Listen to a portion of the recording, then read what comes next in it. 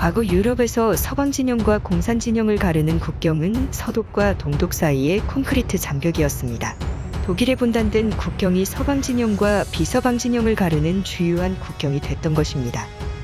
이는 독일의 통일과 이어진 구소련의 붕괴로 서서히 그 경계가 바뀌면서 현재는 폴란드와 벨라루스 국경, 그리고 에스토니아와 러시아 국경, 또 우크라이나에서 자유진영과 러시아의 국경이 새롭게 그려지고 있습니다.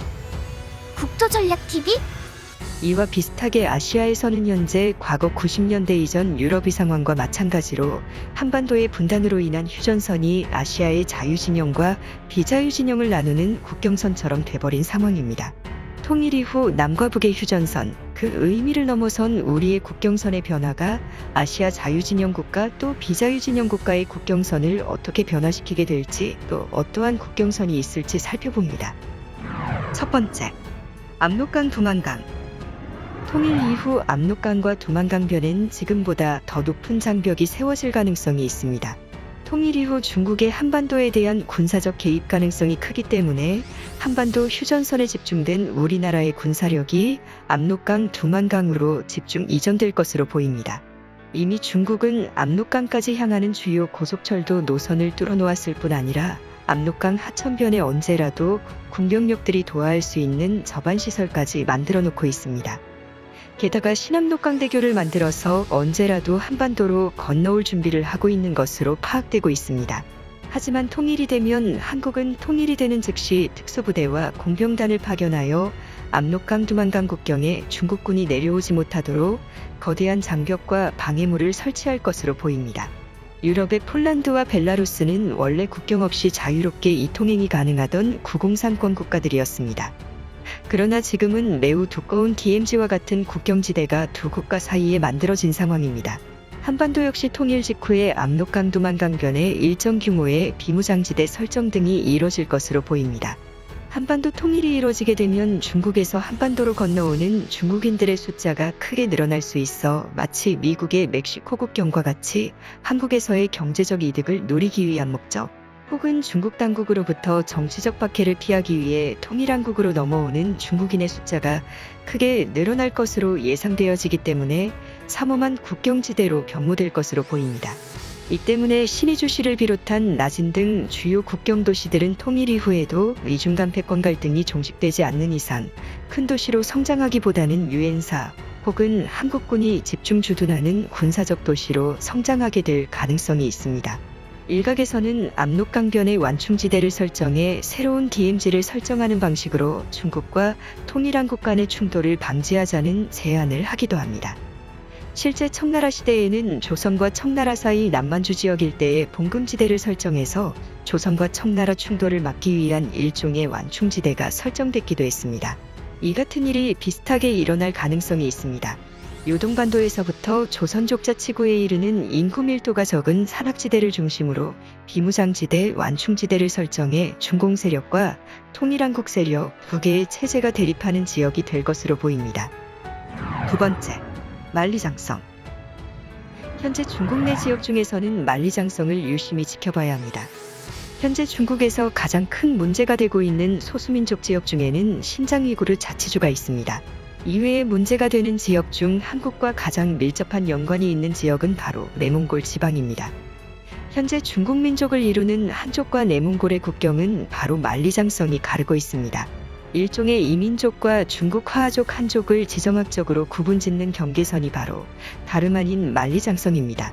그런데 이 만리장성이 실제 국경처럼 될 가능성이 있습니다. 내몽골과 몽골이 통일이 이루어지게 되면 만리장성이 그대로 국경이 되어버리는 것입니다. 통일된 몽골은 아시아에서 아주 훌륭한 민주주의 국가가 되어 통일한국과 아주 우호 깊은 관계가 될 가능성이 높습니다. 민족적 언어적으로 유사하며 중국을 견제해야 할 공통된 아젠다를 공유하고 있는 몽골 민족과 한민족이 우호적인 관계, 민주주의를 바탕으로 한 국가적 연대가 이루어질 것으로 보입니다. 몽골이 통일하게 될 경우 가장 주목받는 부분은 과연 통일 몽골이 산해관까지, 즉 보아이만까지 국경이 내려오느냐는 겁니다. 즉 내륙국가였던 몽골이 바닷물과 접하는 나라가 될 수 있을지 주목됩니다. 현재 내몽골도 몽골과 마찬가지로 내륙국가인 상황이지만 지정학적 변수에 따라서 몽골이 바레만까지 내려올 수 있어 해군을 갖는 나라가 될지도 모릅니다. 이 때문에 지금부터라도 몽골과 한국이 연합해군 훈련을 진행해 향후 몽골이 해양국가가 될 날을 대비하여 우호관계를 쌓아 대중국 연합전선을 구축할 필요가 있다는 의견이 나옵니다. 세 번째, 중국 대운하. 놀랍게도 중국 대운하는 중국 동부지방을 섬처럼 구분지어주는 역할을 하고 있습니다. 과거 일제는 이 대운하를 기준으로 중국 동부지방을 자유중국 지역으로 만들려는 노력을 기울인 바 있습니다. 대동아 공영권에 포함시켜 반공산 세력을 만들려는 시도를 했으나 일본이 미국을 침략하는 바람에 모든 것이 물거품이 됐습니다. 대운하가 만약 자유진영과 비자유진영을 나누는 국경선이 돼버린다면 상하이, 산동성 등 주요 해안 지역들이 모조리 자유진영으로 구분될 수 있습니다. 이들 지역들은 일찌감치 심상치 않은 반정부 조짐이 있는 지역입니다. 특히 상하이의 경우 상하이방을 중심으로 한 현재 중국의 정권을 잡고 있는 태자당 세력과 대척점이 있는 정치 세력의 근거지입니다. 상하이에 독립을 꾀하는 독립단체까지 생겨나고 있는데 주변 해안 도시로 번져나갈 가능성이 농후합니다. 하지만 이렇다 할 만한 자연지물 지정학적 경계선이 마땅치 않았는데 중국 대운하가 그 역할을 하게 될 가능성이 높습니다. 군사작전을 수행할 때 많은 육군부대가 하천을 도하야 한다는 것은 매우 힘든 일입니다. 특히 운하는 자연하천과 다르게 수심이 깊기 때문에 좋은 국경선이 될 가능성이 있습니다. 이 때문에 대운하는 향후 중국을 자유진영과 비자유진영, 번영하는 경제와 전체주의 공산주의적 이념을 가르는 지정학적 경계물이 될 가능성이 있습니다. 이렇게 되면 중국 공산당을 중심으로 한 기존의 중국 세력들은 내륙국가처럼 보아이만의 작은 해안선만을 보유한 내륙국가로 전락하게 될 가능성을 배제할 수 없습니다. 그 대신 대운하가 주요한 수상교통망으로 또다시 부상할 가능성이 있습니다. 만약 대운하를 기준으로 중국 공산 세력과 자유진영이 갈라지게 된다면 한반도는 거대한 완충지대를 얻게 됩니다. 과거 독일은 최전방에 긴장된 국경 가운데 있던 나라였으나 지금은 폴란드와 우크라이나, 에스토니아로 지정학적 경계선이 크게 이동하면서 독일은 통일 이후 엄청난 경제적 번영을 구가할 수 있었는데 한반도 역시 그렇게 될 가능성이 있어 매우 기대되는 시나리오입니다.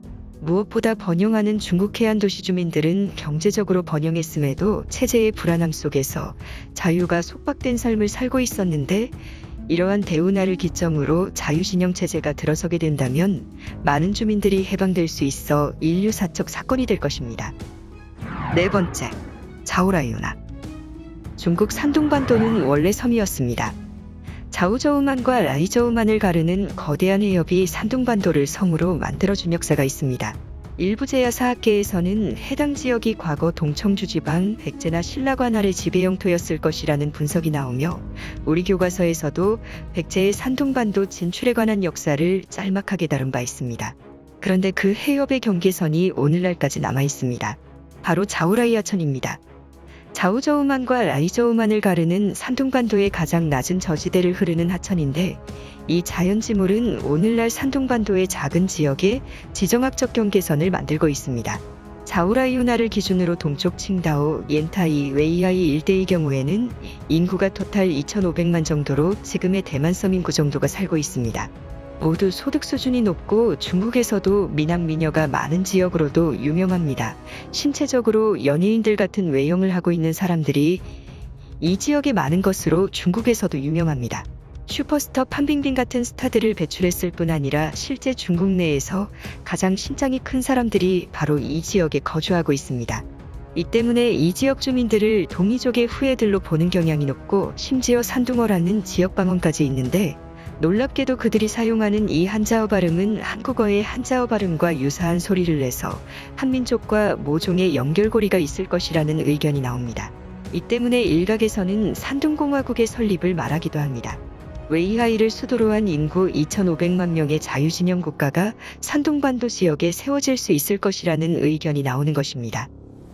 다섯 번째, 길림 합달령 산맥. 과거 통일신라의 경계가 지금의 한반도 허리를 관통하는 국경이 아닌 좀 더 북쪽에 위치했을 것이라는 사학계의 분석이 점점 공론화되고 있습니다. 놀랍게도 길림합달령이라는 지금의 남만주와 북만주를 가르는 산맥의 명칭이 신라산이라는 이름으로 불렸을 정도로 통일신라의 국경선이었을 것이라는 의견이 나오는 것입니다. 이외에도 천산산맥도 마찬가지로 향후 통일 이후 이 지역 역시 자유진영과 비자유진영의 경계선이 될 수 있습니다. 바로 간도역 유권 반환 문제 때문입니다. 과거 청나라 말기 의화단이 난 이후 혼잡해진 틈을 타 많은 조선인들은 청나라와 조선 사이의 봉금지대인 남만주 지역 산악지대에 많이 정착했습니다.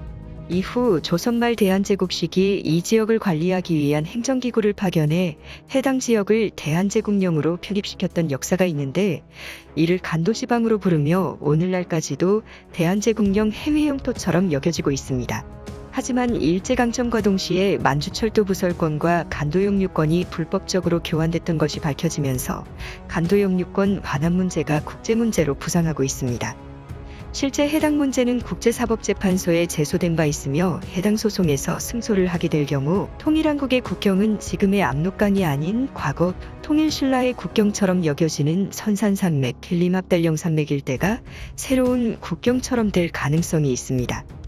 이 지역은 발해의 유적들과 고구려의 수많은 귀중한 보물들이 위치한 지역으로서 이 지역을 잃으면 우리의 역사를 송두리째 잃고 마는 안타까운 상황이 발생하게 됩니다. 때문에 통일 이후 반드시 간도역 유권 반환 문제는 국제문제시 될 가능성이 있습니다. 지금까지 통일과 지정학적 변수로 인해 변화될 수 있는 자유진영과 비자유진영의 미래 국경이 될 수 있는 지역을 모두 살펴봤습니다. 오늘 영상은 이것으로 마치겠습니다. 시청해주셔서 감사합니다. 우리나라의 휴전선이 단순한 국경의 의미보다 더 큰 의미가 있었다니 놀라움을 금할 수 없네요. 오늘 영상도 재미있게 보셨다면 국토전략TV 멤버에 가입하셔서 공개되지 않은 영상들도 감상해보세요. 그럼 좋아요, 댓글, 구독, 알림 설정 잊지 마시고 좋은 하루 되세요. 고맙습니다. 안녕히 계셔요.